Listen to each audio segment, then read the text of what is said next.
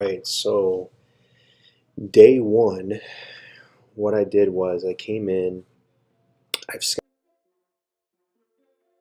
areas that I didn't get to scout yet, and I wanted to come in here and scout this area and then on up through here as well. The reason is that my bedding out here would then have, wait until dark before going to the actual farm fields. So I wanted to be closer to their bedding out here. So I started and I came walking through here and then got to these trees and found some other hunters.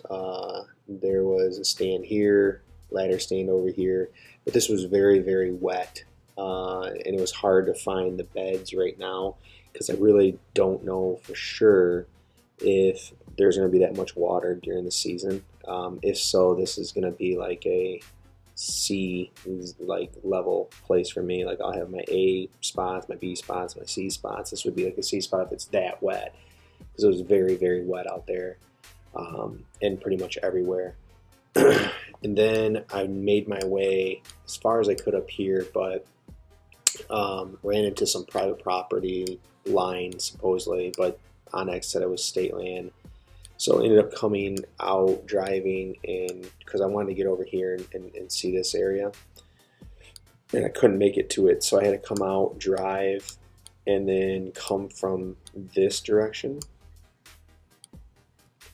And I parked up over here, came down, ended up coming through here, found some really good bedding in here, and couldn't make it across day one across here because of the water was too deep and I didn't have the right boots on for that. So came back the next day and crossed that.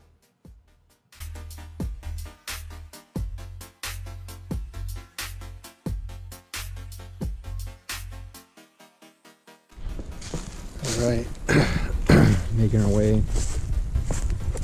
out to the where the woods kind of meet the marsh.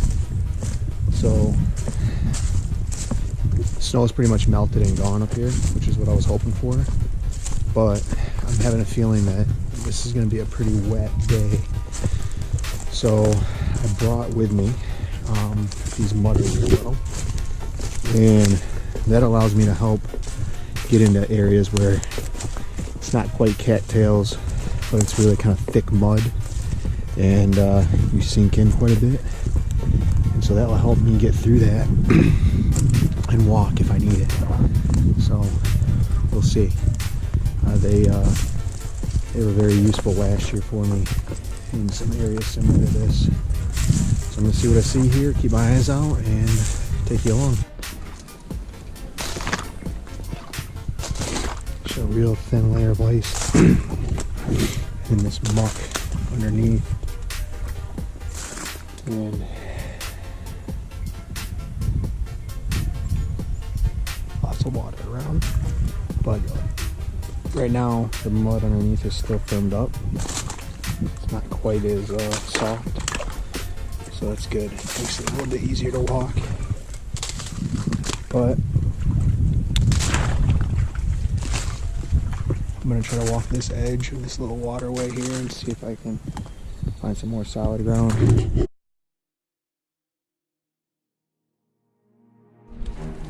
Alright, so what I'm trying to do is get out to those cluster of trees, and they butt up to a very large marsh, and it looks like there's some tag altars, some red brush, it's also called. So trying to make my way out there to see if I can find some bedding. Typically I'd follow the deer runs, and there's some runs that you can see on Google Maps and Onyx that I'm using, but right now this is all very thin ice, and every step you just crash through, and then you can potentially slip on the ice that's underneath your boot, and I don't feel like getting soaked right now. So I'm kind of walking on top of the roots, making all kinds of noise, and clearly I wouldn't do that coming out here, but we're going to see if we can get over there and see some beds in that red brush, or under if there's some high ground. This is all very, very wet. I'd have to come back out here in the fall if I plan to hunt out here and just see if it's still this wet or not. There's lots of deer runs. Came across a dead deer on my way out here as well. But the deer aren't going to bed down in this water, so I'm trying to find some high ground where they might. And I've seen some areas where the cattails are really pushed down in a generally like larger area, and so I'm suspecting that's probably doe bedding that they're using out here too. But we're making our way out, making all kinds of noise. I haven't kicked anything out, so hopefully. All right, so now I'm in this red brush tag altar type of terrain. So there's cattails back here. All those trees are in standing water, and then you get into where the cattails stop in this tall kind of marshy grass, and it usually will be much taller during the season, and you're starting to get into some rubs now. So right here is a rub. Oh, one from this season. There's a rub up here that was more used. So we're gonna kind of dive into this and see if we can find some beds, some higher ground. And again, this area might be drier come season. So for all I know, I haven't hunted back here, so for all I know, this is underwater right now, but maybe much drier during the season. So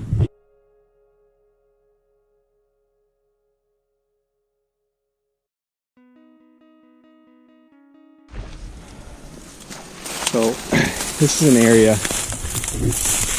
where if I see it, I kind of think of it as doe bedding.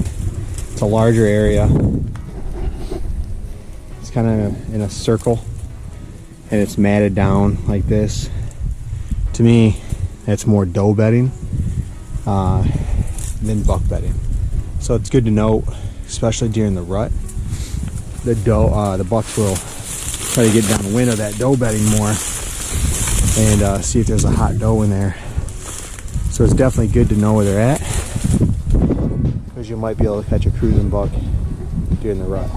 All right, following this run, these cattails, and there's this taller swamp grass of some sort. I don't know what it's called, but it's out there and it's taller than the cattails. And there's this red, brushy little tag altar tree, kind of on the edge of it.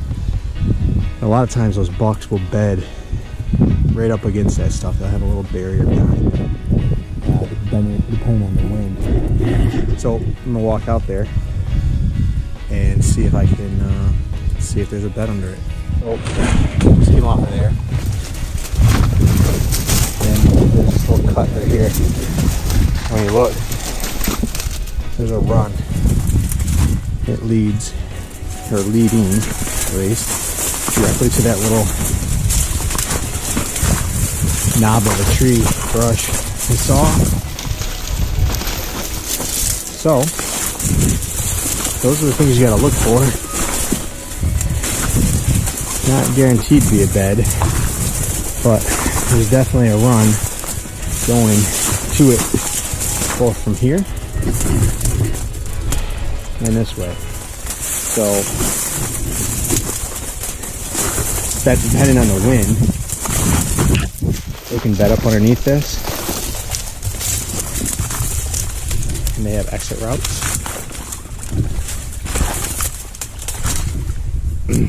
So if this is dry during the season, which I suspect, I mean, you can see where it's all matted down. There's no, when you're in the middle of a cattail marsh and then there's no vegetation or cattails, it tells me that typically this is bedding, and it's matted down and it's used probably quite a bit. I was hoping to find some rubs on these limbs, but if there's not a lot of competition out here, sometimes the deer won't rub. There's no reason to leave sign to let them know, to let other bucks know that this is their territory. So I'm going to mark this as a potential buck bed, and there's tons of opportunity of trees that you can set up. You just have to know which trail they're going to be exiting from. The one I just came in on was pretty good, but I'm going to keep going in this same direction and see what I see.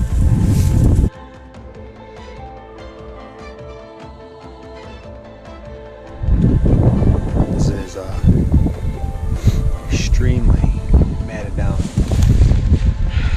So there was this stream right here. And it kind of curves on in, and it gets deep enough that you need waders to cross it, or it's going over your boot for sure. And I found this little area where you could tell the deer were crossing, and it was all thorned up, and so you had to get through the thorns. But once you got through the thorns, you came through here, and I'm imagining I can cross over there. I'm gonna try it in a few minutes, but I want to explore in here. A lot of this looks like good bedding area. I just want to see if I come across anything that looks promising for to know about. All right, so I'm marking this as the buck bed. The reason being is that you can see where they were rubbing. It's faded now, but during the season that would have been more defined. But you can see where they're laying down. I mean, in multiple areas. There's bed there, beds there. And on the other side of this, there's another bed within there, and that's potentially a good rub inside that bed as well, right there. But again, it's hard to see some of the rubs right now, given the time of the year. But this is as good as any bed for them, and they have, I mean, that is so thick back there. No one's coming from that direction. No predators, no hunters are going to make it from that direction. And they have all this in front of them to just escape to. Multiple escape routes. All right.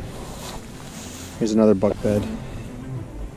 So you can tell it's a single bed. You can see the outline of the deer there. But then what I'm looking for to really kind of tell me, there's not always going to be a rub in the bed, but when you find rubs within the bed, it's a much better sign. So you can see when this deer is sitting here, he's just rubbing his antlers and rubbing them while he's in the bed. So again, typically what happens is these deer, they come in, and they always come in with a wind in their face, and they make sure, that obviously nothing's in their bed. And when they sit down, they'll usually have that, structure, some sort of barrier behind them as protection from behind them. And then they'll sit out and they'll watch. And they're going to be looking out and seeing, what predators are coming at them. So they tend to be solitary animals. So they're going to rely more heavily on their nose, and then more so than just their vision. So they want that wind coming over their back, and they have the protection behind them, so they're smelling whatever's behind them, and then they're looking out and they're checking out in front of them and making sure that nothing's coming from the other direction. And if they do, they're going to bolt. They're going to get out of here. They have out here, they can get out of here so fast.